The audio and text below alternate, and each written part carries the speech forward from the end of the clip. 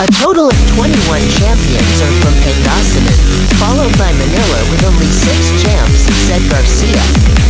He believes that the Pangasinense cyclists' edge over the others is the training both in level area and uphill climbs, since the province is 66.99 kilometers away from Baguio City, training ground for competitive cyclists. I always advise the cyclists, even El Joshua, to train hard on the uphill terrain because a cyclist can develop his endurance and stamina among others, Garcia said, adding, sprinter Sapatag Yan Pero and mountain climbing challenge, Mahalaga Yan Para. MAG Champion. Leveled cycling is for sprinters, but mountain climbing challenge is important to achieve championship. He also noted the importance of discipline and good nutrition, aside from rigid and scientific training, which he himself practices. Early to bed, early to rise, that's what I do. Avoid smoking and drinking alcohol. Hanapin Pagkain na Tugma sa Katawan. Look for food that matches your body type. Mine is mango, bulalo and black beans, he added. Garcia admitted that cycling is a risky sport, with a number of cyclists got involved in road accidents, but he stressed that the risk is part of the game. Although already retired, Garcia continues to organize cycling events all over the province and has already numbered 213 since 1974. It is inspiring for us, cyclists, if our government leaders support the sport, which brought and continue to bring honor to our province.